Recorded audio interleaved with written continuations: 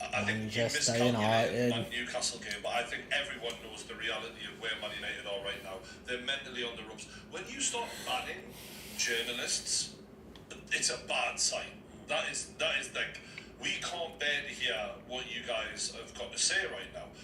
It's quite cowardly, in my opinion. I understand Alex Ferguson did it once upon a time. Yeah, but do you know what else Alex Ferguson did? Win games against big teams. Yeah. So I mean, Fergie could do that because he was, killing the game. It's Fergie. But this is the Ten Hag, right? So he definitely has to start developing a hard to beat mentality in these players, and it's not there. Like, if you're going to become a top manager, which Ten Hag is not yet, by him, he's miles off. That's something that has to come soon, and I don't know. I think we're going to learn so much about two teams who right now have been hard to judge. Like Man United, it's been, all right, we've watched them put wins together, and we're like, how do they keep doing this? They're so bad. And yet, Bruno Fernandes and some of those killer players that they've got, those great ball strikers, have pulled them out the dirt a little bit. But then you're thinking, all right, if they keep that going, maybe they'll go on a run. Yeah. Maybe then the performances will come, the results will stay the same, and all of a sudden, we're like, God, they really got lucky at the start of the season, but now they've turned it into something. Similarly with Chelsea, I'm kind of like 2 steps forwards, 1 step back with these guys over and over again. And it is the battle of the mudded, is what they're calling it on Twitter. El Modico. El Modico, where 2 great clubs who were once in the Champions League final together, now lacking identity, lacking direction, and unsure as to whether or not their manager is the right guy for them. I'm not saying I've got doubts in Poch or any Chelsea fan has, but I don't think anyone can say with absolute certainty that he's the right guy yet. And when you're looking at the Premier League table, it speaks volumes, right? It's not gone great yet. It might do, and I think same with Ten Hag. Yeah, last season was good. This season's been pretty mental and bad. So pressure's on both, and that, for me, as a neutral, knowing we've beat them both, I gotta say, it's a pretty good feeling. Yeah. But also just watching the pressure, this to me is what the Premier League's all about. Is like, you want to be at the highest level, you want to manage Manchester United, Chelsea. What comes with that is pressure. And I think the fact that Ten Hag's now banning the press, I mean, what do you make of that? Quite surprising to me.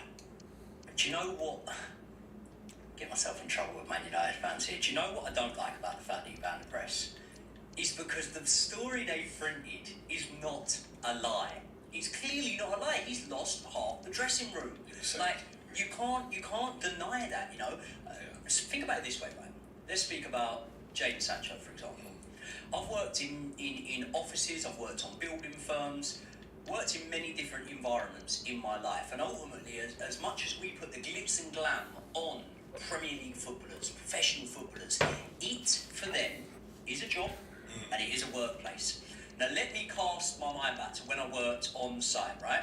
Some of my favourite people I worked with were not the hardest workers. It was not, I like you because you work well for our boss. It weren't really that. It was, I like you because you're a good laugh. You know what I mean? So when he has alienated Jadon Sancho, which let's remember that was one of the key things that was said on the statement, on the story printed by the media, it was that a lot of players are unhappy at the way Jadon Sancho has been treated. And I do think that as much as a Man United fan could justify it by going, well, look, he hasn't apologised. He's done. That's all well and good. But believe me, relationships will bode stronger, I would say, than someone's performance in what ultimately is their workplace. So I think that the first things first is that the fact he's alienated Jadon Sancho and said, pretty much he won't be playing for Man United again. That straight away is going to lose a lot of people. There'll be a lot of people in those dressing rooms, a lot of players in the dressing room, I should say, who will really feel for Jadon Sancho in that situation. That's the first thing. Also, you look at sort of the lack of faith he showed in Harry Maguire, who, let's just remember, has just won Premier League Player of the Month. When I used to play football, right, I used to season in, season out, consistency is what I always go for. I would be most improved player. And it feels a little bit like that, Harry Maguire with that. Yeah. It's not that he's been the best footballer. Didn't he do well considering? Yeah, considering. But then when you look at all of these things, all of these factors that are going into it now. His players he's brought in not performing that well. Him having to call on the old guard, who originally he had sort of in his actions said these guys aren't good enough for it. If you look at all of that and factor it all in, I would say that the players are not just losing their likening for Ten Hag, not just losing the passion they have to play for him, but also losing their faith in his managerial ability.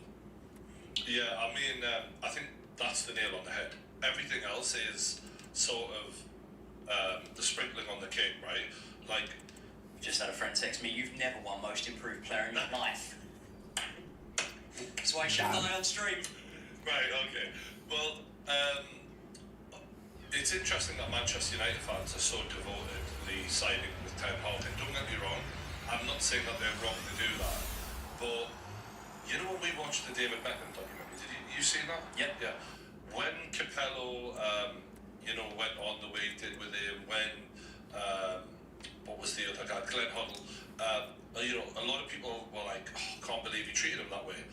I'm not saying I know the ins and outs of it. Maybe Ten Hag's completely in the right.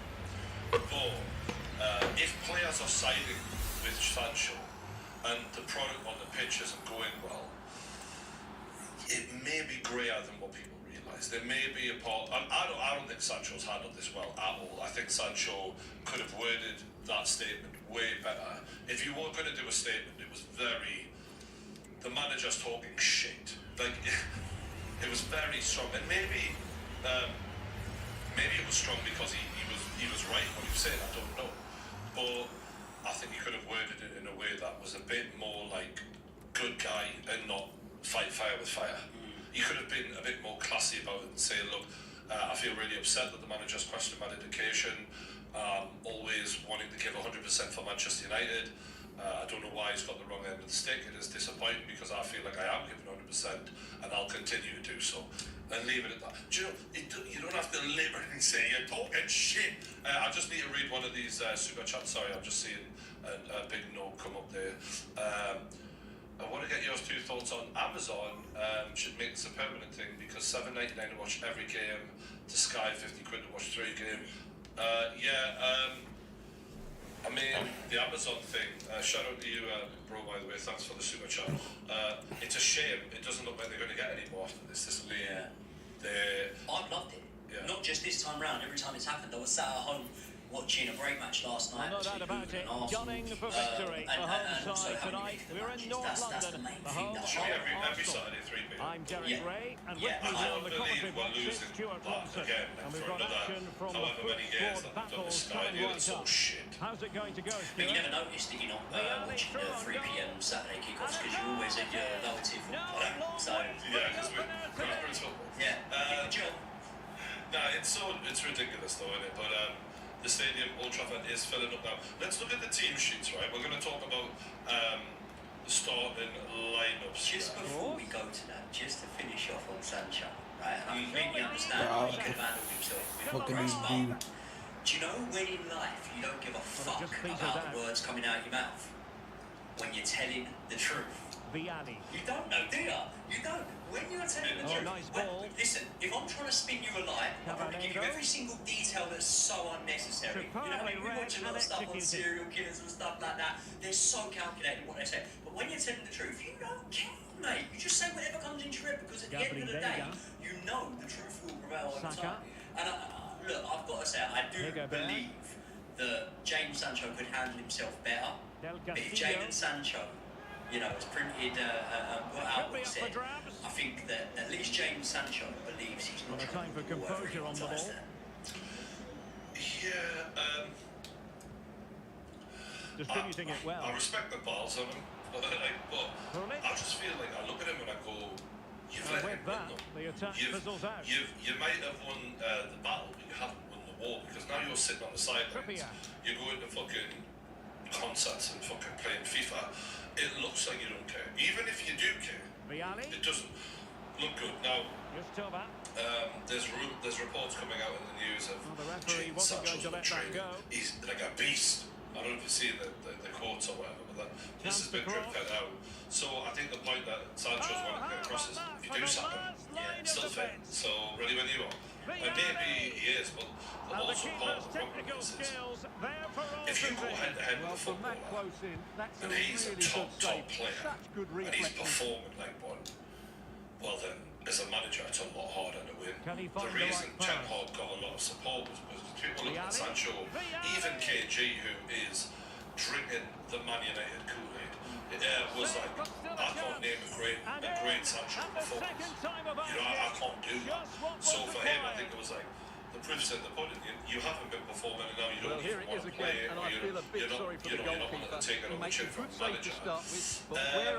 And Ten Hag has been consistent, but it reminds me of going back in the day when Newcastle issue of, what was it?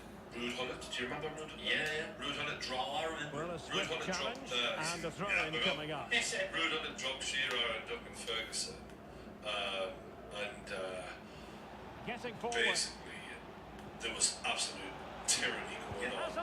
And the issue for Gullit is they lost against them, and that was it. Shearer was right. And it was close, but if they're going to get back into this, already had they need to absolutely no score grace from those whatsoever sort for of the Chelsea chances. fans after some of the stuff he had said about us. And his first assignment, you know, piss off the fans, that's a free assignment. Come in, drop John Terry. John Terry's too old. John Terry gets beat for pace. John Terry can't tell him anymore. He drops him. He gets sacked. And then all of a sudden, the next season, John Terry goes on and wins the league title with Chelsea. So, you know, I think a lot of the time, and probably a lot of people would say maybe not rightly so, with home advantage. Stuart is always very keen to get your take. Like, well, when they play like this, 99% of the time, the players will always outlast the managers. A lot of the time, the player will win.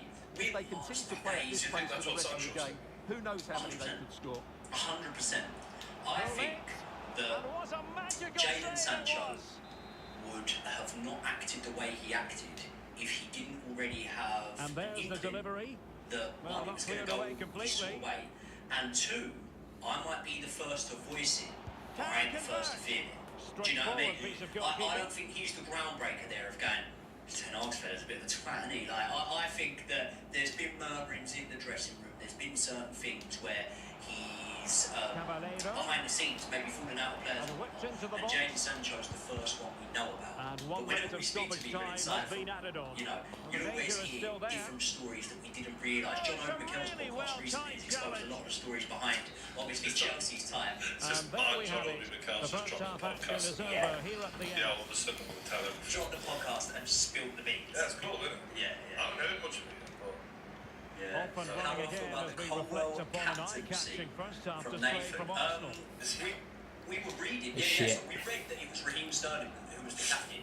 Raheem Sterling, of course, obviously what he has achieved in the game would be a captain by example of you know, especially how you play in these bigger games, because Raheem Sterling's been turning up in the big matches. But the Colwell captaincy, I do very much get it, because I think that Mauricio Pochettino is very clearly going down the column for anyone that's, you know, not a massive fan of Chelsea Cottontail training ground. And I think that if you look at his selections of captains so far, when he selected the official captain, Reece James, we'll get onto because he's actually on the bench for this match. When he selected Reece James to be his captain, I think there was maybe more obvious choices when you look at Thiago Silva. The question around Thiago Silva being selected as captain was, at 39 years old, how much game time is he going to have? Well, the answer to that is quite a lot, clearly.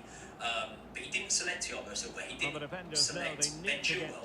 Neither of them obviously through the Cotton Academy. He selected Reece James for that. And then when Reece James was injured out of the team, he didn't go to one of those more senior players, went to Conor Gallagher. So then now today we're seeing it's going to Levi Colwell. So I think Pochettino is very much trying to install that sense of understanding the club, coming through the ranks, knowing the club. And I think that's why it's maybe not surprised to see Levi Colwell in there as captain today. Why is Silva not captain? Do you know what it is? I came under a little bit of stick for this. I've seen Reece James come off the pitch before and go to hand Thiago Silva and Silva turn it down.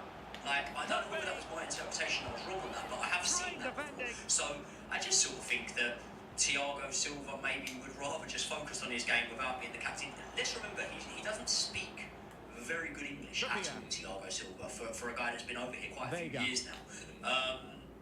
And yeah, you know, I think maybe when we're looking at, there's no secret here, despite how you feel about Chelsea and how they'll act, there's no secret that we're being told this is a project.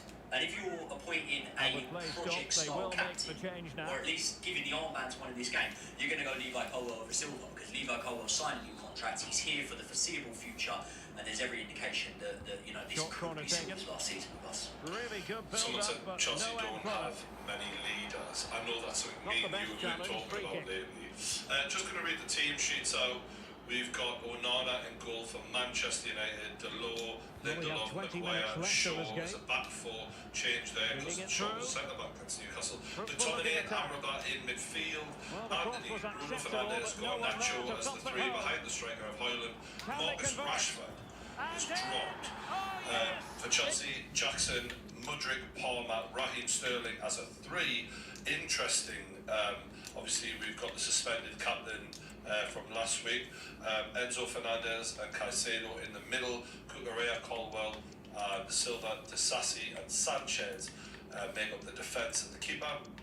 And on the bench, interestingly, yeah, me and Joy were saying, for all the money spent, so many players who I've never fucking heard of.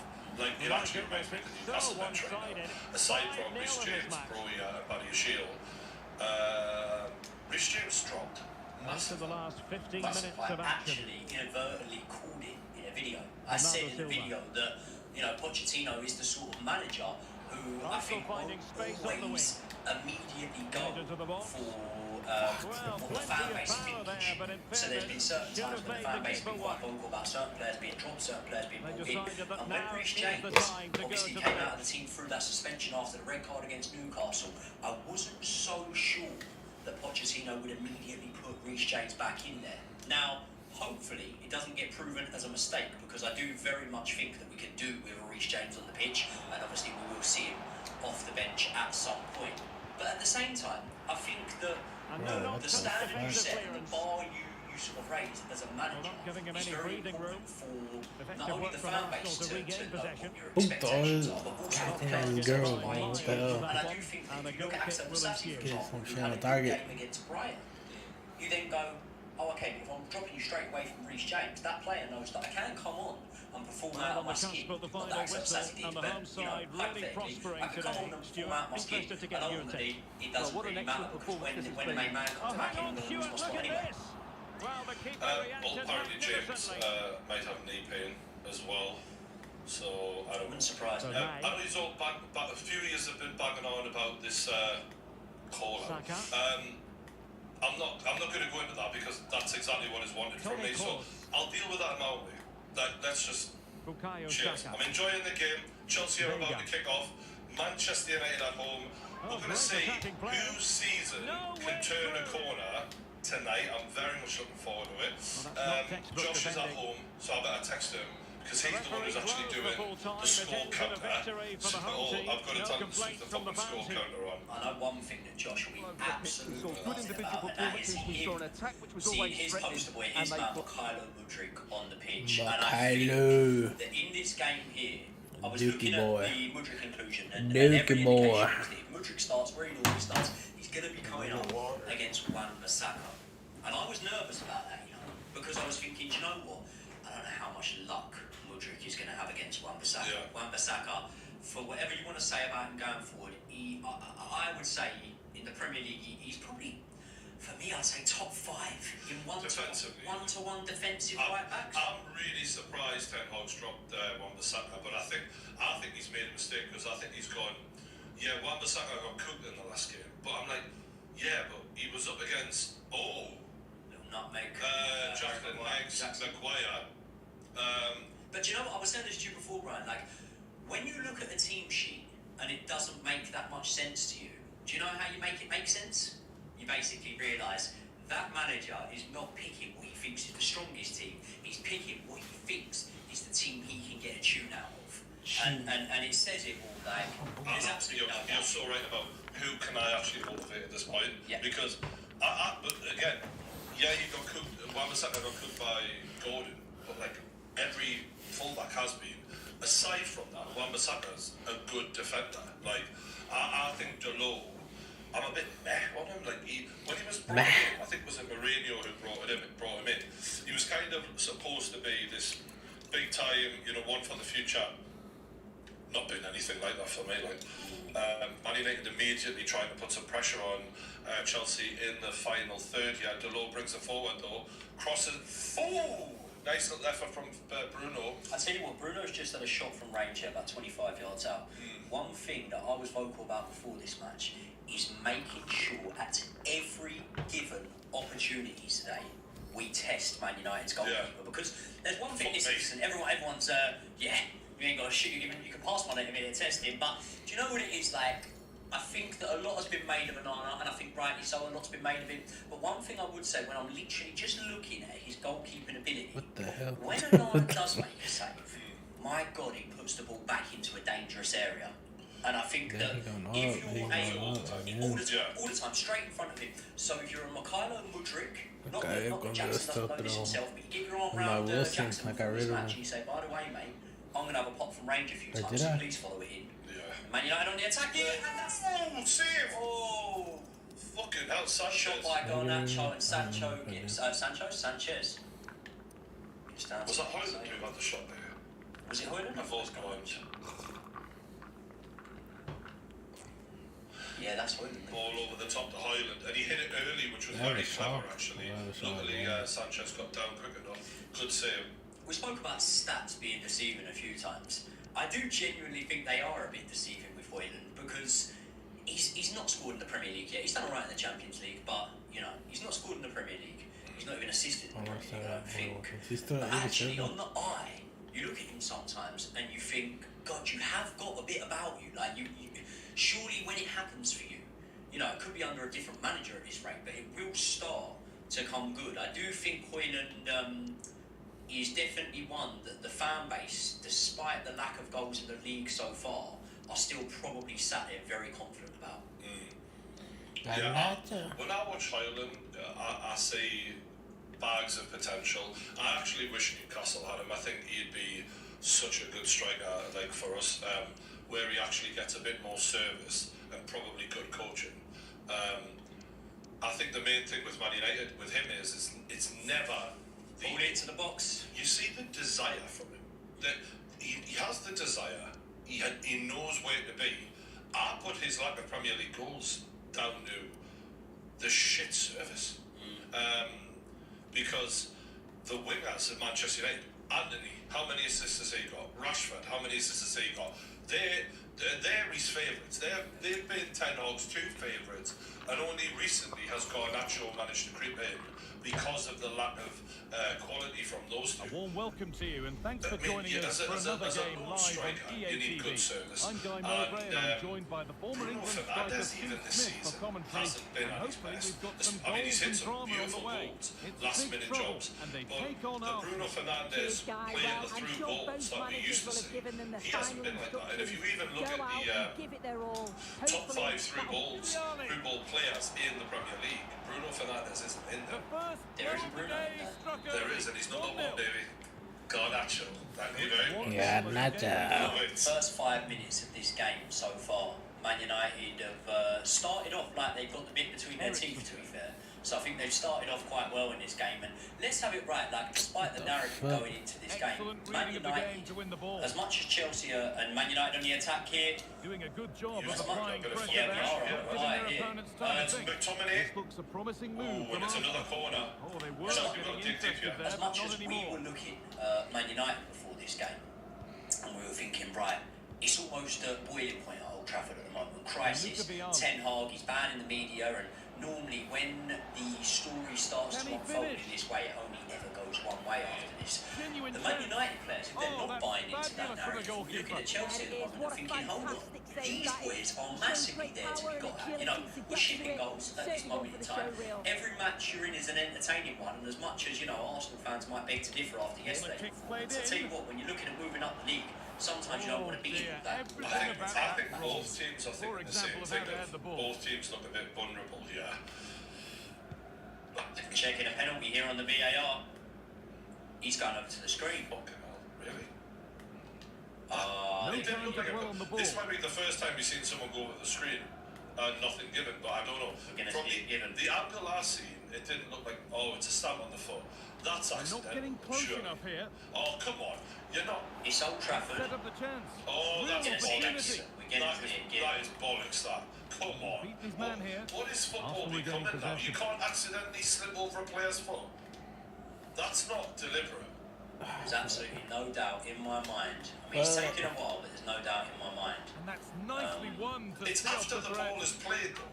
How many times do we say in football, like, the referee doesn't know what to do, does he? He's seen the same thing 5 fucking times. Enzo Fernandez there, he hasn't lunged out. He hasn't done anything unnatural. He's landed his foot as close as he can to the position he left around him. But inevitably, I'd be very surprised if we don't see it given. We're going to see it. He's given it. Yeah, he's given it. It's a penalty to Man United.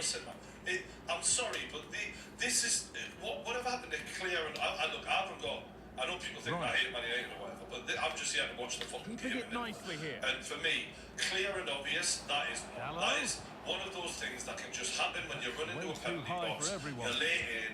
I think that's incredibly harsh. That. Man United gifted an absolute dream start. It wasn't even, the ball was played. Like, the thing that you were attempting to do, you did. Like, oh, a great chance. No penalty for me as a Man United fan. They're saying in the chat. What a joke. But then a few people saying clear penalty, I suppose. Do you know what the hard thing is? When you slow things down, everything looks worse. When you still frame it, everything looks worse. For me, initially, not only did I think it was a penalty, I didn't even see the foul, but I think we will see Bruno Fernandes convert this. There we go. Over the ball! Sanchez with the save, I tell you what. You don't see Onana putting those sort of ones off. Holy shit, Bruno Fernandes tried that clever shit with the old... What was this? And ready for it coming his way. This method of taking a penalty, man, is becoming more and more fashionable in modern day football. But you know what it is, Brian, right? If I blast a penalty, if I blast it and you save it, fair enough. Here it comes. But if you do that hop, skip and a jump and it gets saved, you look like a right Oh, God, this needs to be the thing that spurs Chelsea on here, because 10 minutes into the game, we have really not seen anywhere near enough. We've got out of our own half. So this needs to spur us on a little bit now. I think I might need to switch this. I forgot to switch And my camera. somehow he's been denied. Superb work. Oh, well, I'll tell you what, like, Bruno, and to be fair to Bruno, There's I mean... space to attack here for Arsenal. You know what, the point you just made is a Into the great middle. Cole Palmer, lovely All touch. the way, and the save is made. You want to hit it hard in one of the corners, When right? did putting your foot through it become a crime? Played into the I box. think it's a bit of a cop-out, right? And a Because really good bit the of reason why goalkeeping you're not to putting keep your out the laces headed through is because attempt. you're worried about accuracy. And they go But again if you're with a another Premier League corner. footballer, you should be able to strike a ball hard and fairly accurate. Like, I don't think that's asking a lot. If I'm Highland, I'm going in the half-time got it I want away. them fucking penalties. Yeah, Well, the next one, mate.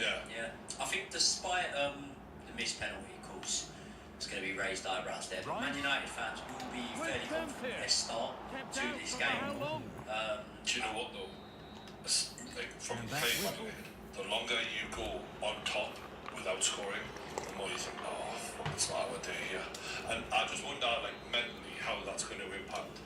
And I've got to give credit to Highland. One of the reasons I said I want him in Newcastle, and he'll never be a Newcastle player because if he's any good, Man United will keep him. But he presses really well from the front, and Newcastle love doing that. I think it's one of the most important parts of the modern striker's game. Chelsea, we've talked recently about the lack of discipline. There's another foot went in there on Anthony. We'll see how bad it was. But I just wonder if they're falling into a bit of a trap here. It wasn't Colwell put. I mean, are we looking at 3 captains in a row set off? Is that going to Silva? Here we go, Cole Palmer. Set the ball in. They've got to take advantage of it. Surely he's going to score. How has he not put that away? Near post instead. It was trying to be hit across goal. Goes the near post. Josh Hart's in his mouth, bless him. He'd be sat at home crying. You need to get that out of your feet. I'll tell you what though, let me give some credit here. Jackson does to alright. Nicholas Jackson. He does alright there. He does alright. Do you know what? he still kind of fucked it, but he made sense of it in the Do you end. know what Jackson has a tendency to do, right? Again, I get hammered sometimes with Mike Collins for always using boxing analogies, but like Joe Joyce, okay, he's come off the back of a couple of losses, but he doesn't look pretty, but he's effective. And sometimes when Jackson gets things right, he might stumble a little bit, he might almost trip over the ball, but a lot of the time it does end up being effective. And that little pass there to Mudryk was very good, I actually think. And it's I think gone behind for a Mudryk corner. would be very unhappy with himself to have not got the ball out of his feet. Oh, mate, I think that was the one. I mean, look, You put it across the face of goal. if Jackson hits it a bit earlier, Mudryk can then control it a bit better. So it was a 6 or 1 half, doesn't it? on the Nacho's attack here. inside. Good save again by Sanchez. Sanchez having a fucking hell of a Here we game. go. Like, Now Mudryk needs to and run Chelsea with it. are on the Chelsea are counter. breaking. It's 4 versus 2. Surely you've got to make a load of this. Oh, and he's fucked it, Mudryk. What the fucking hell was that? Well, maybe Oh, that was only a terrible. half That chance. was horrendous. Mudryk's got three options there. Yeah, this is great He's got- defending. he's got the pass to the right. He's got the shot himself on the pass to his left. He chooses the worst possible option you could there. Do you know what? He'd have been better off taking the shot. We've seen, especially on international duty, that Mudryk can have a pop from Nicely outside. played through. Yeah, for Ukraine, it was fucking unbelievable. The early signs here, the early signs here. By the way, we've never done a match prediction on this. Do you know what? Have I told you what my gut instinct was on this match? I don't know why, it sounds mental, but the way this season's gone, it's not that bad. 3 draw is what I got into. Yeah, I wouldn't be shocked. This is why I was excited to watch this again, because both teams can put the ball in there, but they're fucking mental. But no, you know what? That was, if I'm Pochettino, that nearly worked to perfection, the counter-attack. The way, I think it was Caicedo slipped them away A bit there. of pressure here. Beautiful pass in. And I know Josh loves Mudryk, and I'm not so sure on him. I think he's an athlete, Decent move but not to a be great building. footballing That's it for brain. now. That to me is exactly what I'm talking about. And Like, that's you have pretty all the time in straightforward the for the world. keeper. A clever footballer makes use of time. A footballer who isn't a great footballing brain gets intimidated by time. He wants it to be too quick that he can't think about it, and it's all just quick reaction stuff. The more time he has, sometimes the worse he looks. And that's what would worry me if I was a Chelsea fan. And this could be. Man United got let off massively there. That should be, when you're 4 versus 2, if you don't even work the goalkeeper, that's a crime. That. So, Palmer, he's fluffed it. And it's surely going to... Oh, and Man United work the keeper with Anthony, but it's not good enough, it's not hard enough. Sanchez having a good game, but that is poor from Anthony. He should have hit it way harder than that. I've always said it, Sanchez is a good shot stopper. Cole Palmer loses the ball, but to be fair, it came to him quite quickly, but he made a bad mistake there, and Anthony could have done a lot more with it. We've had a super chat from a former England goalkeeper, Ericsson. David James. Really? Hey, Nice bloke? Ericsson. lovely. Yeah. Bent. Really? Oh dear, Mental. nothing I about remember that it. was Oh, right. it That's was- a bad miss. Oh, it was... Careful, he's just given us $2. No, from what I understand, that's all he's got left. No, like, he was Well, then he's talking. generous. I remember him. It was on there. Do you ever watch? Do you hear about the Wembley Cup? I don't know if that was. Yes. Look at good ball. Well, it's a YouTuber football, but pre-boxing, Oh, basically, excellent was what work we from did the before. keeper to deny a And promising lovely looking attack. event put on by Spencer. Shout out Spencer Owen. And yeah, we had him as like a guest on the show, and he was like telling me about. He was like, I mean, Jermaine Janis, match of the day. What's he ever done? It was fucking great. It was like, Got a good point. it was so good. I was like, yeah, like now you mention it, like you were England goalkeeper. Do you know what I mean? The funny thing is, someone only asked you what you wanted for a drink. Yeah. The header was goal But I bound. felt like That's a really there was good a shot. Mudryk plays That it will be in. a corner. Oh, and it's over hit for Enzo. Again, was that a lack of a good touch from Enzo, or was that And he's Mudryk over got it hit? away. That was wonderful defensive work. Yeah, David James asked, well, he said defenders should have a night to defend their net. Yes, definitely. If the start of this game is anything to go by, there's going to be a lot of situations where these defenders are having to defend for their lives, because so far it's pretty end to end. I've just noticed Cucurella is actually right back. Yeah. So He's that not will do really it for right. today, and it's Yeah. the So visiting that's what- fans who yeah. will go Yeah, so home. They're I happy. thought what we were going to see was Wasn't it Axel particularly Sasse, impressed with their play right back. going But actually, we're forward? seeing Leo Really Polo line up, lively and left back, almost sorry, cutting through where at will at we've times. seen quite a lot of this season. So But that's not too bad. Cucurella played at right back. He played at right back against Fulham, a match that I was at. Played very, very well there. And he also played there against Brighton in the Cup and played very, very well there. And we speak about the Harry Maguire redemption arc, right? The Cucurella one's going a little bit under the radar. Not if you're a watcher on my channel, because I don't shut up about it. But the Cucurella one is a really good one because it's been a turnaround, hasn't it? Yeah, it has to an extent. We're sat 10th in the league, so I won't go too high on it. But the Cucurella one, Mikhailo Mudryk. Paul Palmer on the attack, sorry, mate. Mikhailo Oh, and he's turned him inside to Enzo. He's got Mudryk in support. Enzo's going to hit him from distance. Oh, I'll tell you what, right? Straight to the goalkeeper, but that is the right thing to do. Enzo, clearly, if you watch on my channel, all I said to him about, taking a shot from far out. Arsenal, West Ham and commentary midfielder. And I'm very interested in the chat to hear who will be his redemption after this season. Cucurella, unlike Mikhailo Mudryk, Mikhailo Mudryk's a player that Well, I've Joe, got to be we can talk completely about honest. coaching I am and a their little bit methods. It's now disappointed, down a to little the bit, players. in terms Which of ones what I are would going to have liked to stand have out, seen, who will especially after affect the the cameo game, against and Nick. who will have the But greater desire. It I should would be a be cracking lying game, if I though. said that I didn't think there is a possibility with Mikhailo Mudryk. Giroud. Into the box from Man United, he needs to get out of his to put an feet. end And to that again, attack. Chelsea hanging on for life here's how defensively. And I tell you what, Arsenal will Anthony's a line player that's come under a bit of Well, the two criticism. wide He players would are definitely great won't in be up for a 1v1 redemption situations, arc. and their movement If is anything, also the very opposite. good. But But it's the he's been midfield right three. involved Oh, so wait a far in minute, this match, hasn't Stuart, he? look what's happening. But can't avail himself of the chance. Well, he'd be disappointed with that. Maybe it's just come a bit too early for him. I'll bring it up in a second, but I was going to ask you about Kai Havertz. Yeah, he's... Throwing that ball in. Oh, flicked on. Greenwood. And it was flashed across goal, and Sanchez was in no man's It's land a with little bit. Koulibaly. Cole The Palmer high is press. tackled in a really bad position by Anthony, who feeds So it, much to and admire Chelsea come about away the with it. overall Oh, and it's skill level terrible of Ruud from, Gullit. was that Stuart, what might we Jackson? think of him Oh, as Jackson can't even Well, steal the best straight player right. can play in tight areas, and he can certainly play in And it's tight in the areas. corner, In and around the box, his creativity is excellent. Stands little run-throughs, balls round the corner, linking up with other teammates, And it's just to have been that little bit of coming penetration. when Chelsea He's have going to had be the key to ball, breaking the down front this of the defence. lines, and Man United's pressure has come to Shit. Is fruition. awarded then by the referee. Well, mate. Too easy to cut through. Way too easy, way too Not easy. good. Not good. Well, now he's walking on Gotta eggshells, say, you might say. when Next time Harry it'll be Maguire yellow. and Scott McTominay are queuing up on the edge of your box for a shot, you're asking for trouble, Chelsea. Not good enough. Not good enough. We were speaking earlier on about And the fact that this came from a bad ball from Nicholas Jackson, Well, who and a then depth falls almost from a over different after he place, delivers but it, not very far shambolic. away. Well, And there's from so that to much the right, space. that's a The four very of big Chelsea effort. are not organised. They're not there's no Ashley man Neville. mobbing going on. It was an absolute mess here. Yeah, Plenty not great of from support Chelsea here. so far. I mean, defensively, Toma. it's a shambles. You know, we're starting it the left back. back at right back, and that's Well, all that's going to splendid. be where Back. is our right back in that position. The ball is just thread straight through. Chavalada. And again, you see Thiago Silva Effective sort of break. trying to point out and organise his defence there. And he's saying exactly what I'm saying in So terms of where was the right and it back will there, be where a was the throw-in. cover.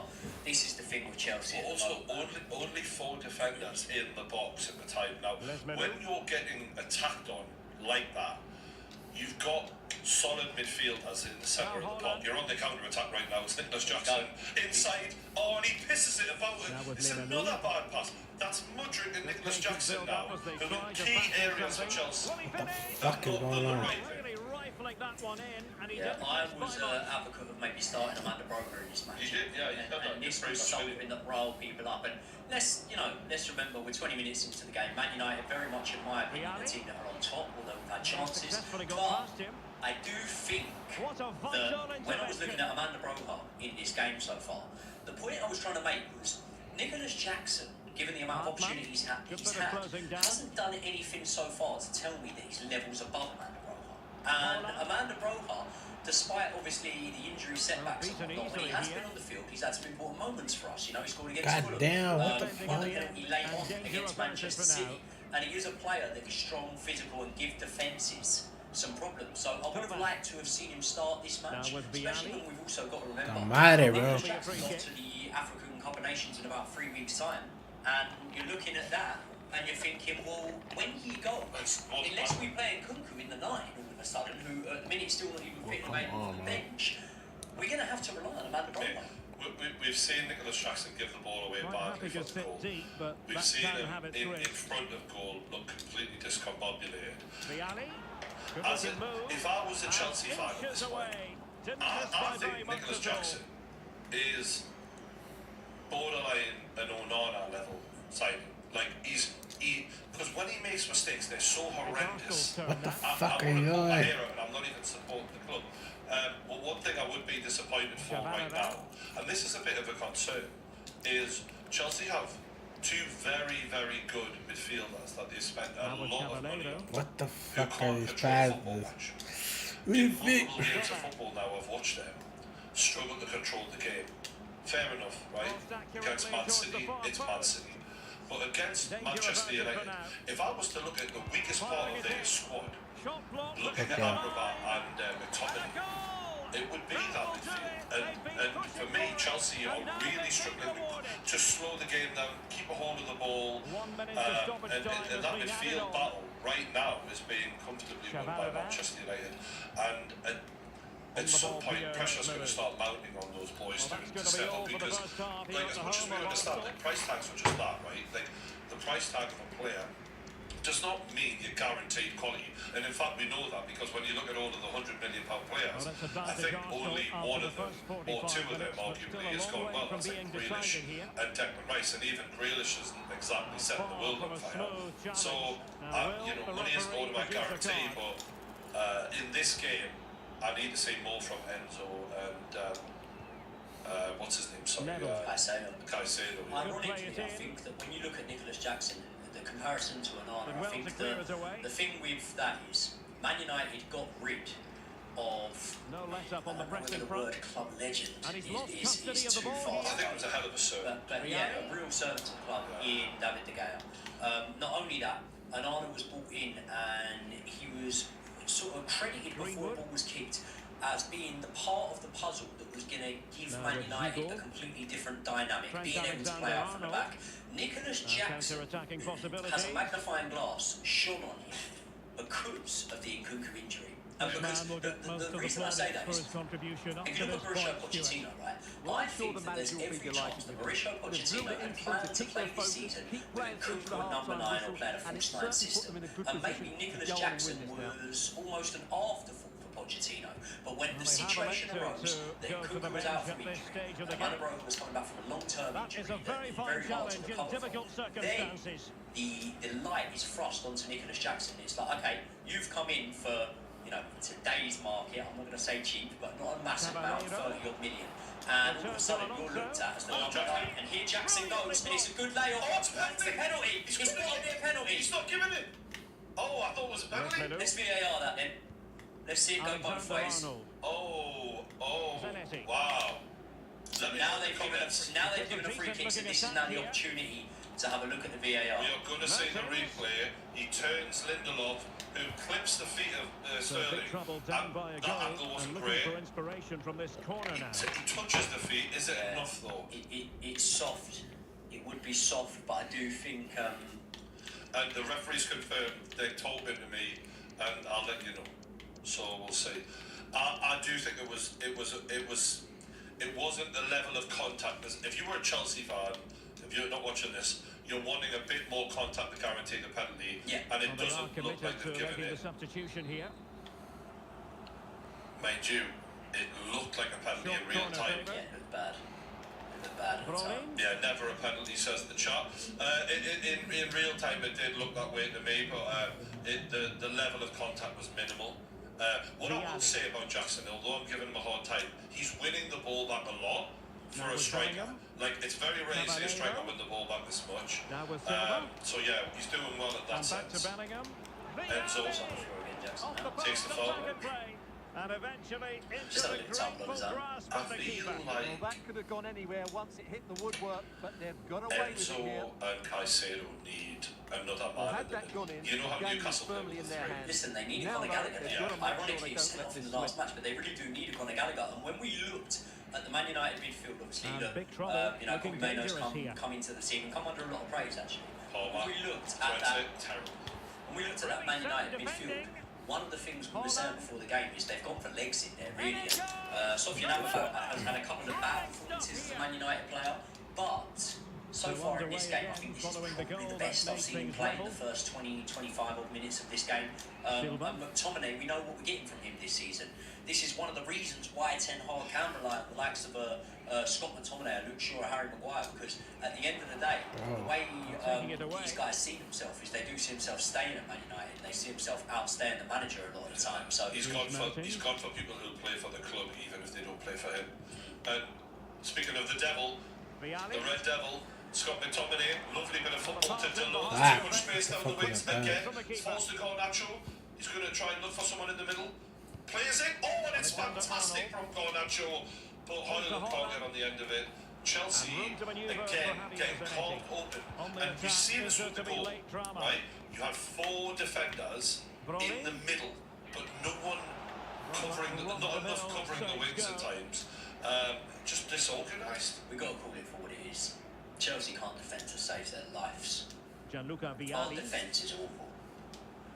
It's not entirely promising, but they got nothing out of it. What we were saying about the 3-man in the midfield situation. The referee has decided there will be just 1 minute. He must finish. Fuck yeah, let's go. Who are more, you've replaced him with Palmer. Palmer's attacking, like, he's like a Mesut Ozil, right? He reminds me a bit of Ozil in that he loves to stay forward, lovely little things here and there, threading the ball through, but is he going to track back in the same way Conor Gallagher would and get the footy? You know, and in a game like this, where Man United know they need a result, I think Conor Gallagher's a big miss actually. And I really rate Palmer. I'd rather have Palmer out wide though, where he can be allowed the option of not doing the dog work, because I just don't think that this is the best position for him. I think the sooner we see Romeo Lavia come back into this Chelsea side, the sooner push Enzo forward and put him in this place, I would assume. Yeah, I do think so, because I just sort of look at that Chelsea midfield at the minute, and do you know what, like, Caicedo gets about, but he isn't massively physical. Like, he's quite a lightweight guy if you look at him. The fourth official here is having a... You know how we're talking about the you know how we're talking about Chelsea's defending? There's certain things that can really hinder a manager's reputation. Dropping Reece James and then defending this badly, it's not a good look. If Reece James isn't carrying a knock, it's a head scratcher. But then at the same time, as I say, if he's looking at Disasi and he's happy with the job that Disasi did for him in that last game against Brighton, I remember, we conceded 2 goals, and myself and Josh were speaking about this, and we were saying, how highly can you praise a defence when they conceded 2 goals? But you got to remember, we played an hour of that match with 10 men. And Disasi himself, if he's happy with his performance, then I can see the justification in keeping him in that lineup. But we all know it. Like, I've sat around the kick-off table and said it to you guys. We are a different team with Reece James in. How different is that team? Maybe a 10th place to an 8th place finish, but there's no denying we are a different team with Reece James. He's the closest thing to world class that he's got, though, isn't he? Like, he's the if you at this moment in time, yeah. If I was to look through the entire Chelsea team, like I do with my own team sometimes, and I go, like, all right, what level are these players on? Who breaks into the top 5 in their positions in the world, for example? Because if you're ever going to achieve anything, you need as many of those kind of players as possible. Reece James, oh, and it's not a good pass from Sanchez. Oh shit, Chelsea are capitulating here a little bit. This has been a horrendous first half for Chelsea, looking back at it. As I was saying, Reece James is the one who I could look at and go, is he top 5 in his position in the world right now by stats? No. But has he got the ability to be? Yes, he has. And so to leave him out, look, as far as we're aware, the only reason he's out is because he missed the last game through suspension and maybe didn't want to throw him in the deep end. Don't understand it, really. And I think every Chelsea fan now is probably hoping he's carrying a knock, because otherwise you're then questioning your manager's judgment, like, well, what the fuck were you thinking there, mate? But we both know here, like, this is a season-defining game. So one thing, saying, do we throw him straight back in the deep end? Listen, there's nothing wrong with here we go, Man United. Oh my God, Bruno Fernandes, left side. Chelsea completely. Good from Cucurella. Do you know what this is giving me shades of? We sat around the table for the kick-off and we watched Chelsea beat Spurs 4-1. And it was like every time Chelsea moved the ball Goal! forward, there we go. Oh, what a save! Double save from Sanchez. McTominay heads, comes back out after Sanchez saves the first, and then McTominay hits it right at him again. And this is the maddest thing, it's 1-0 and Sanchez is actually man of the match. Oh my god, that is horrendous defending. Again, 3 man in the middle, no one covering. This is a long belt. When Chelsea... Oh, and Chelsea up now. Here we go. It's Raheem Sterling. He's got the score. It's Jackson. He takes the drop and he unlocks it completely. Why does he not hit it first time? Penny for your thoughts, bro, because that was unbelievable. You just got to take it first time. Confidence. You've got to take it first time. You've got to hit it straight away. He bottled it. Bottled it. He wants the perfect shot. He wants to take a touch first, and unfortunately, you might get that. That's not Premier League quality, though. Yeah, you might get that playing for Villarreal, playing against some of the lower level sides in the Championship, Liga. baby. But I tell you what, even against a struggling Man United team, you're not going to get that That is opportunity. shocking. You're not going to get that extra second. You need to be more clinical in that situation. It's not a good showing from Chelsea so far. I think that... You know the point about the Spurs game? You've nailed it. Because this is a lot like the Spurs game for me. But Spurs had 9 men on the field, Brian. Yeah. That's the problem. Even But every prior to time that, Man United decide to pile on a bit of pressure here, straight away, all of a sudden, what happens? All the Chelsea players are running back to defend because they cut through us. And do you know what?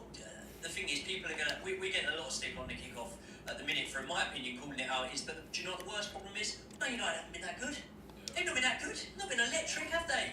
We have just been very, very poor defensively here. This is the maddest thing is when Newcastle bossed Manchester United at St James's, it was a sign of okay, this is not the same Manchester United. Man United are so on top here, it's staggering. And even though they're giving up the counter attack there, which we didn't see the build up of because of the replay of what had just happened with Scott McTominay, it could be 4-0 here. I mean, there's a penalty. Scott McTominay had a massive chance. There's been multiple big chances. It could be 4. I've had a bit of stick in the chat there for saying Man United haven't been good. By Man United's standards of obviously how they were in the match against Newcastle, and even how they have been in some of the matches they've got over the line in like the Fulham game. Of course, they've been elevated in this match. They have been better. But what I'm saying here is, if you were seeing Chelsea cut to ribbons every time the team went forward, and you were in there with Bayern Munich, you were in there with Real Madrid or Manchester City for that point, then okay, you'd still be disappointed, but you could sort of understand it. But when you're seeing this level from this Man United side, who have not been putting up trees this season. Yeah, when Manchester, but I think the point is if you've got a free man in the box, you don't have to be good. Yeah, like when Scott McTominay is arriving in the box and he's got a centre back 5 metres apart, like he's got all the space and time in the world to get up not one but 2 shots, 1 header and then a rebound of the keeper. I mean, it's embarrassing from Chelsea. This is where pressure, will start to mount on Pochettino, because we're looking at an unacceptable performance now.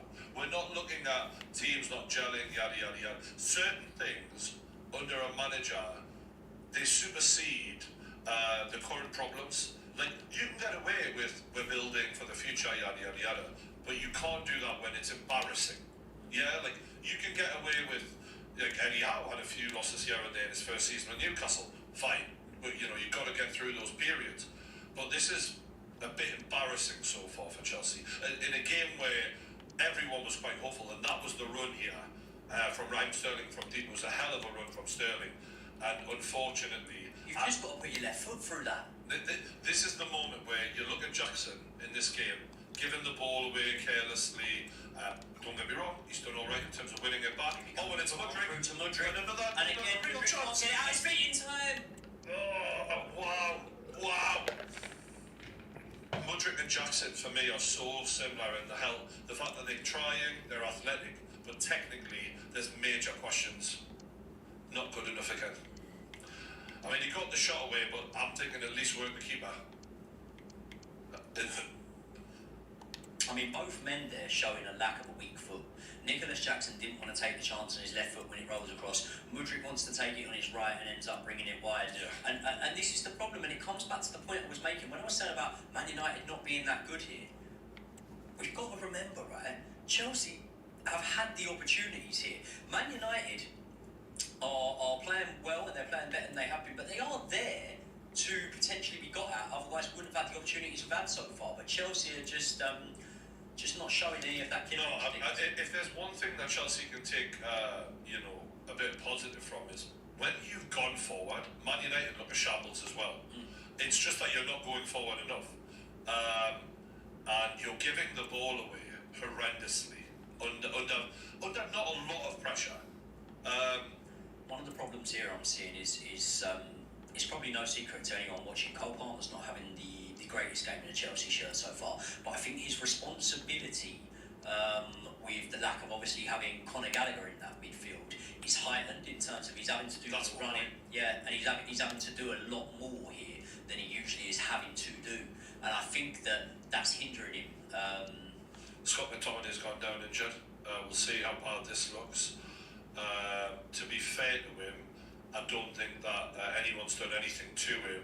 I think he's gone in on a 50-50. No man, was it number 26? Who was that? Colwell. Colwell went 50-50. It wasn't anything in it, but he looked really quite badly impaired here. Bruno Fernandes has gone over to check on him.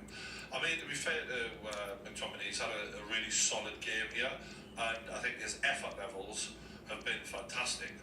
We're being asked in the chat to continue giving our thoughts around the recent resurgence of King Kai Havertz. Can I get a whiskey cold, please, bartender? Thank you. I'll have a vodka cloudy lemonade. A vodka cloudy lemonade as well, sir. Cheers. Thank you, mate. So, you know what?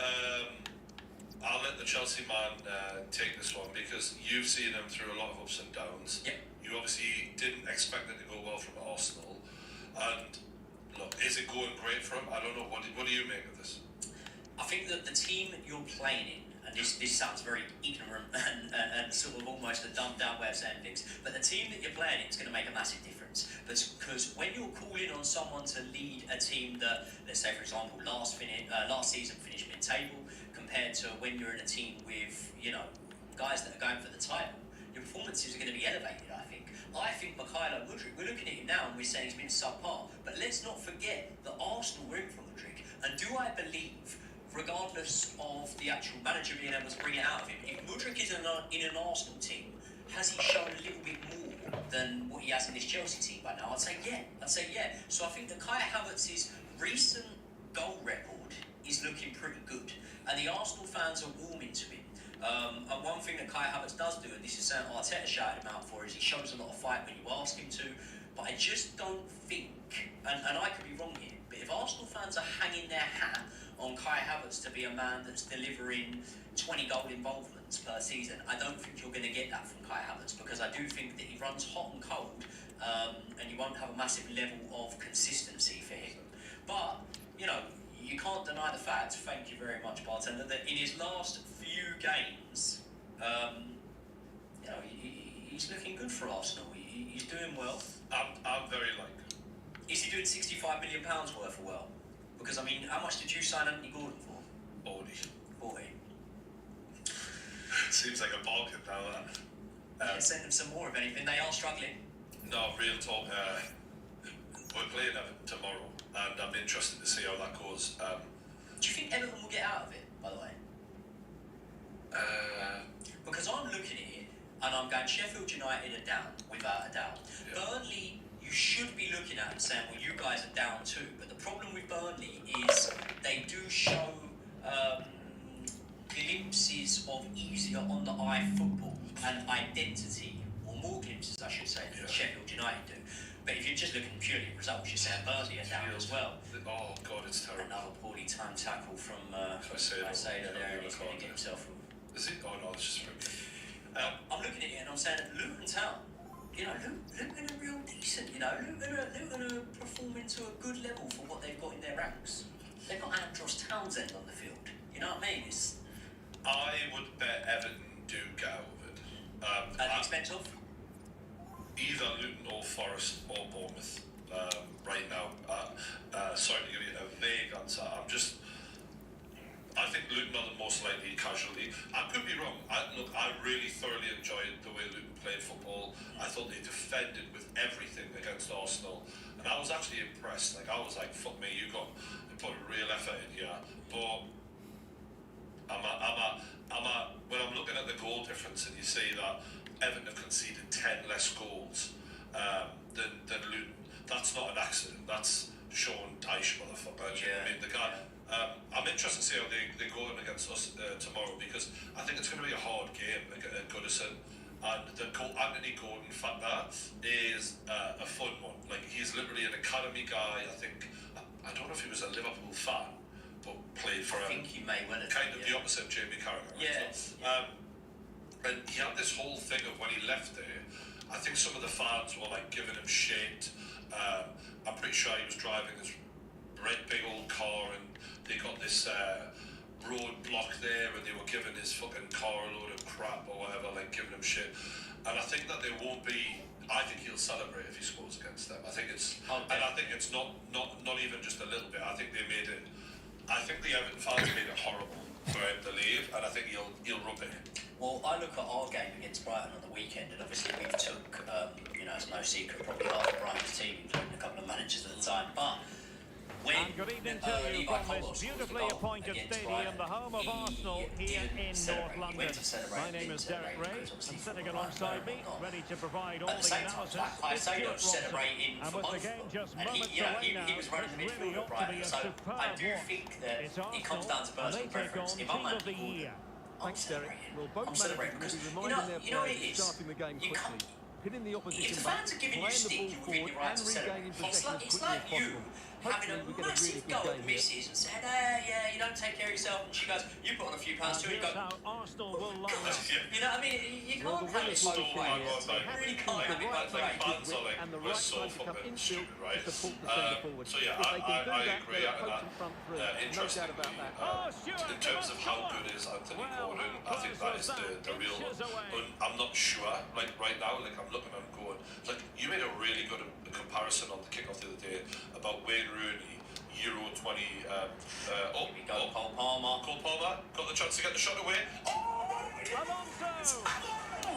Cole Palmer. I compared this kid to Mesut Ozil earlier in the stream, and Mesut would be happy with that finish. To be here What to a witness clever Nikola goal. Milenkovic's Great play debut. from Cole What Palmer. might we And see you know from what? him on the I was pitch? thinking there he couldn't get the ball out of his feet enough. Cole Palmer has come back against an old rival of his, being a former Manchester City player and actually growing up a Man United fan. And that's a great You know goal. what, right? That Can I address Quick the thinking there. go on then. Joelinton. You know what I'm going to say. I think the chat know what I'm going to say. It's not great goalkeeping, is it? Tovan. Andre Onana, surely you Pushing got to forward be getting with that options today. available. It was But so fizzles out slow. thanks to that piece of defending. You know when I don't know if you lot have seen this, but when I was young, Mo Salah. when your grandmother was getting old, Room you to had manoeuvre what here we for called the Team of Stella the stair Year. lift, and it would bring And her down the superb stairs for her, challenge there. but it would be ever so slow, so you could. You're there, right? You're alright, Nana? Yeah. Any It seems to minute be now. a throw-in. It took its fucking time, and to be fair, the defender's position. Thiago Silva. It was the only possible angle the Declan kid Rice. could have fit the ball through, and he somehow managed to squeeze it through. Tovan. But what he had to do was sacrifice power for Xabi accuracy, Alonso. and he did that. But what that should have done is given the keeper, Successfully I don't cut know, out. all fucking day to get a hold of it. It was, oh no, I that's mean, he not. hasn't got many options on there, Yeah. Cole Palmer. You sort of know what he's going to do Yeah. there. Wow, mate, you must be fucking buzzing because you lot haven't been good here. You've been terrible. in fact. Joelinton. And he's in. You haven't been good. Yeah, we've been Well, shit. you've got to give him We've been credit shit. for But I'll that tell you piece of what, defending. as much as I've quoted Man United a fair few times this season, I did say, on occasion, Kevin De if Bruyne. I could be in that situation, having Rodrigo. not played the nicest challenge. football, but be in a situation where I am still in there within a chance of getting Champions League football, if it does turn right for me, I would have took that sort of position in the I bet league. you And- silence this crowd though. yeah. I bet you Old Trafford right now was like, fuck. But listen, we need to push on here. This is the main thing, because I tell you what, right, in times gone by, Chelsea have had seasons when they've been mid-table, you know, but I remember when Spurs turned up at Stamford Bridge with the opportunity to pretty much propel themselves to a league title what did we do? Despite what we'd done in the league and how poor we had been, we went, right, let's ruin their party here. And Chelsea have an opportunity here to go, right, okay, let's really stick the knife into the Ten Hag coffin here, and let's get this man the sack, and let's make sure we're listen. You're doing them a favour. All eras come to an end. So you know what though, the Onana era is one I'm really enjoying. Have we got any closer to finding out what Ten Hag is in these last couple of weeks? We've asked the question time and time again, what is Ten Hag? I've got no idea, bro. And the interesting thing is obviously Nick Pope is now injured for Newcastle, 4 months shoulder injury. I mean, what the fucking hoodoo is going on with Newcastle? Is that Josh saying Mudryk assists? Yeah, you can fuck right up if you think Mudryk gets an assist for that. Honestly, he left it with about 4 men to beat. That's not an assist. He was present. Shut up, man. He was on the pitch. Look, right now, Mudryk has had a piss. And there it is, the referee's whistle. That, He's he's had a come couple to an of end good here in moments North where he London. could have done something. But to be fair, Josh's blood boiling to be right fair, now. Jackson's been worse. Jackson's been horrendous. I don't think Jackson has been worse. I think you're sort of, to use a phrase of yours, picking your poison. I think Jackson's been a little bit better, maybe. Yeah. Well, to be fair, Jackson's actually been more threatening in a defensive sense. He's won the ball back. He's been more of a thorn in the side. It's just in the big moments he's shit the bed. Whereas, Mudryk's just shit the bed. I'm hoping in the second half we're looking at the bench of Chelsea and we're thinking, okay, we see Reece James come on, hopefully offer us some stability, and I would say better sort of delivery into the box than we're seeing down that right-hand side, obviously, from Kukurea. However, the elephant in the room here is when you look at Man United's bench, regardless of the form he's in, which, for my money, is quite poor at the minute, Marcus Rashford will be sitting there and looking at the opportunities Man United are getting time in, time out here and thinking, I need to be on the end. And with Marcus Rashford, I don't know if you remember last season, he arrived late for training. He got dropped for a game against Wolves. And Man United were as bad in that game as they have been most of this season. It was another game where performance was terrible, but individual brilliance was needed to bail Ten Hag out of the shit show that is his tactics. But to be fair, Rashford came on, I think he scored 2, he looked fucking unbelievable. So a Marcus Rashford with a point to prove is something I find more intimidating than Rashford who's in his comfort zone. He might be highly motivated by this. There's 8 minutes, by the way, of added time for a first half. I've never seen that ever in my life. Brian, you spoke about the goalkeeping situation at Newcastle. And obviously, the first thing that most of the media outlets, a lot of YouTubers are doing is saying, right, okay, will it be Ramsdale? Will it be De Gea? But obviously, we do need to remember, you've got Dubravka. I think they'll give Dubravka till the end of December, and maybe a week into January. They're going to give him a minute, see how he gets on, because Dubravka really is a decent goalkeeper. The worry is if Dubravka gets an injury, what are you doing then? You know what I mean? Mane appealed for a penalty, Kukurea went for a sliding block. I don't think out of the two. If you were to look at David De Gea and then Ramsdale, who would be the preferred choice? Because from an outsider looking in, as much as Ramsdale, maybe not the last few performances, but I think it's been hard for him with the situation he's been put in by Arteta. Out of the two, I feel like David De Gea is the better suit, because then all of a sudden, you've lost a really good shot stopper who's not known for his ball playing abilities, and you've brought in pretty much a like for like, maybe just not as good as Nick Pope at this moment. Yeah, I get, you know why I do it? What I do is I get David De Gea for the rest of the season and then go, look, we can't guarantee you're going to play, because if Dubravka's doing alright, we'll give him the rest of the season, but we need Bambo, and we'll give you some good wages in the process, and guess what, you'll get to come back to the Premier League, finishing up both Manchester United, prove your point. But then in the meantime, we should be scouting the European elite young goalkeepers, like we've done with all of the other positions, from Botman, Tonali, Bruno, Gordon, Isak, all of those kind of players. I've got no doubt that there must be a goalkeeper that they've got as their preferred option. But goalkeepers are so important. For me, everyone bangs on about the Liverpool legacy, Van Dijk, Mo Salah, all of these level of players. But getting Alisson was one of the main reasons why they won the Champions League, they won the Premier League. That could be the difference between winning a league. He's got more Premier League goals than Højlund so far. So. Yeah.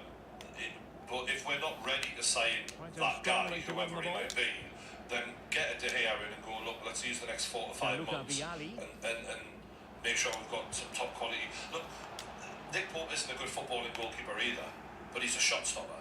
And Dubravka's a shot stopper, De Gea's a shot stopper. So let's just get a decent shot stopper in and carry on. We have got Karius. Yeah. Exactly. Let's look at some of the other goals, by the way, in the Premier League, because I haven't. Let me just check here. Premier League. So Liverpool are beating Sheffield United, but it's only 1-0, and it's in the 77th minute. Another big result for them. Fulham, who had not been great at times this season, all of a sudden are going on a little bit of a run. They've won 4-0, winning 4-0 against Nottingham Forest. So they're banging the goals in. Palace losing at home to Bournemouth. God, that's bad for them. Like Bournemouth are great. Palace started off looking half decent. Yeah. I, before a ball was kicked, said that if there was going to be a surprise in the relegation battle, probably a lot because of the loss of Zaha, and obviously at the time it was looking like Elise was going to go as well. He's coming back to fitness now, but I was certain that Palace could have been the ones that were surprisingly drawn in there. And last few games they haven't looked good, Palace, but you know I think the bottom of the table was so weak that you know. We got half time, by the way. So yeah, shout out to Josh. If you could just pause the timer, thank you very much. Brighton 2, Brentford 1, 74 minutes played, and the biggest result so far: Aston Villa 0. Manchester City 0. Looking at the stats here, 13 shots from Aston Villa, 2 shots from Manchester City. Oh no! 5 on target from Villa, 2 from Man City. And we all know what happens if Villa win this. Go above Man City on the table. They go above. Let me tell you something, right? Craig, obviously, you know, Craig's a big Man City fan. He's a fan of Pep Guardiola. He likes the style of football. And he appreciates Pep Guardiola as a manager. But Craig was saying to me, saying to us in general around the table that we were being very harsh on Manchester City this season. Now, there's a saying, isn't there? You never meet a poor bookmaker. The bookies are usually right. Do you know what odds Villa were before a ball was kicked to win today against Manchester City? Villa are doing well. They're at home. But Man City are the treble winners. They're Man City. Villa were 7-4. Wow. He doesn't even need money against Manchester City. It just shows and does that not tell you that if there's any season for Manchester City to be got at, it really is this season. You look at them against the bigger teams, okay? Newcastle, they did well. I would argue that at that point in the season, Newcastle were actually struggling. Ironically, now seeing as they've got this big list of injuries, they were struggling a little bit more to find their feet. We hadn't found our feet. We didn't get dominated, but we lost 1-0, and it was a win. Failed to beat Liverpool. Yeah. Failed to beat Arsenal, lost in that match. Yeah. Okay, failed to beat Chelsea, failed to beat Tottenham. The only team they did beat is Man United, and we all know how Man United have been performing against the big boys. And before you get in the chat, Chelsea are not a big boy this season, just yet. Till we start winning, and then I'll be, you know.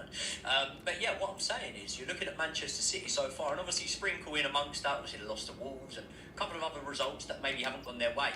And I'm looking at it this season, and I'm going, I'm not saying it's a turning of the garden. I think a lot of Manchester City fans would have took last season, maybe not winning the league this season, if they could have traded it in for the treble win that will go down in history last season. But we can't keep burying our head in the sand here and saying, no, City are just as good. We all know what they do in January. We do all know what they do in January. But I tell you what, usually when January comes, they're sat second, if not top in the table by that point. And there's a strong possibility that this year when January comes, I'm not saying they're right down there, but they could be third or fourth. And then it makes it a little bit more tricky. And you've got 2 teams in Arsenal and Liverpool who I do think are going massively under the radar, who are really, really levelling up as time goes on and breathing down their neck at the moment. And speaking of the difference between how Man City usually kick on in January, what they don't have this season is 5 goals and 10 assists from Mahrez last season, and from Gundogan 8 goals and 4 assists. So, you know, that's in the region of what's that, 27 goal involvements. Massive. So, and to put a little bit of context on that, I watched Manchester City a lot, especially last season, their treble season. Those guys were first team players. They weren't the first names on the team sheet every single time. Yeah. Morris wasn't starting every single match when he was putting up them sort of numbers. So there was only 2 players who got more goal involvements from the midfield, and that was De Bruyne and Foden. Yeah. But to be fair, I think that Gundogan obviously brought a lot to the team. And I think that that's been undervalued and underestimated, and I don't think that's been replenished either. So I just think that Pep has made a little bit of a mistake in thinking, yeah, we're fine, we can continue on as normal. And Arsenal went and gone aboard Declan Rice. Huge change, huge level up, and Liverpool with Slobozai, another huge level up for them. So I think that, as I've said from the summer, Man City aren't as strong as last season. It's just whether or not these two can actually maintain their form. We're seeing some of the replay now from the first half. Honestly, I'm shocked it's 1-1. I think Chelsea have done so well, even though the goal that Chelsea scored was harder than the chance that Mudryk missed, 10 than the times chance harder. that Jackson missed. 10 times harder. Yeah.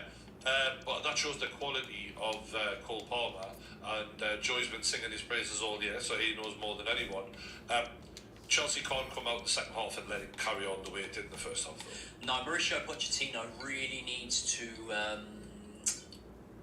put a bit of spring in the step of Chelsea in this second half. Would you bring on Reece? I'd bring on Reece straight away. I think that, do you know one of my one of the things that annoys me the most about the modern game of football is when we were younger, right, a half-time sub was all the range. We loved a half-time sub. Everyone used to do a half-time sub. Now, it's like 70th minute, 80th minute, and I'm not actually talking about your team Newcastle, because you went, what was it, 200 minutes about a sub not long ago? Yeah, but we don't have subs. Exactly. We just don't have the players. Exactly. Yeah. But nowadays, I do find, even when you've got a strong bench there, it's so often, we're not making subs until the 70th, 80th minute, and I think you need to be sort of proactive rather than reactive and be able to look at a game straight away and go, right, we'll change this right now. So I think that Reece James is definitely a shout of being brought on. And look, we're going on the how the game went and how the gameplay was in that match, and we're saying Chelsea are lucky to be going in level at half time. But let's not remember, maybe it's just me and you sat here, but there was a little bit of a feeling around the penalty that was given. Obviously, you're watching this penalty, right? Yeah. Bruno Fernandes, he hits it like such a soft twat. Like, mate, you've got to put some bloody beef behind the ball, man. What the fuck was that, honestly? There's been a little bit of a media storm in the past day or so, and it actually came from Anthony, who I'd actually say he ain't been playing £85 million worth of good, but he's not been playing bad compared to some of the performances I've seen from him so far. And he looks like he's trying to cut out a lot of the bullshit, i.e. all the step-overs that lead nowhere. But Anthony had a right go at some of the Old Trafford legends in terms of Gary Neville, Roy Keane. And he said that they're very quick to call out the players without giving constructive criticism. That's just a lie. Sort of doesn't know how the media works. No, but equally, when they say, what the fuck are you doing that for? It's because you shouldn't be doing that. Yeah. You know what I mean? It doesn't always have to be and you should do this, this, and this, and this. It's kind of obvious a lot of what they say, right? And without coming to the defence of Gary Neville, I do listen to the Gary Neville podcast, which features Gary Neville. Yeah. It's always good to have Gary Neville. My favourite guest on that is Gary Neville. I like Gary Neville on that, yeah. And I do actually hear him give a lot of constructive criticism on that. So, it's an ironic one. But sometimes the point is about Anthony. He said something along the lines of, it's not about the truth anymore. With the new media and whatever. And I'm like, you know what the truth is? You've played 35 fucking Premier League games and you've got 4 goals and 2 assists. There's the truth. Do you know? Look, yeah, I'm not saying. But to be fair to him, he was coming into an unknown league. He hasn't played it. Judge him off his second season. He's played 11 games. We're in the second season. Oh, we're in the second season. No, 11 games. Oh, right. 11 games. How many goals and assists so far? Has he got any of them? None. No. Zero. Zilch. Nada. God, I was trying to pick up for you there. Zilch. whatever name I even think of. Look, the thing is, it was interesting to see certain fans backing what he said and certain fans going against it. I understand, right? Real talk. It must be hard being a Premier League footballer and like literally seeing people slagging you off all the time, right? Fair play. But the reality is, you can't talk back until you do something yourself, right? Like your record in this league is average, and you were paid. You know, you were signed for a world-class level of money. You were signed to be an 8.5 minimum out of 10 player, and instead you've been a 4 out of 10. So, a lot of people have been slating Mudryk. I haven't really seen him come out and say too much in the media. He came around the same time as Anthony for a similar price tag. I actually rate I rate the attitude in that sense. To just keep your head down, like, because that's what you should be doing. Like, if you're, but I think with the Anthony thing, like, there's been so much around Man United. He's been like, yeah, fuck, I'm gonna have my say, but like, score a fucking goal, set like 2 assists for a winger in 35 Premier League games is horrendous. It's just nowhere near good enough. We will come to this super chat, but while we're just mentioning Mudryk there, we've got to remember with Mudryk, and Josh will agree with this, we've still got 80% to come.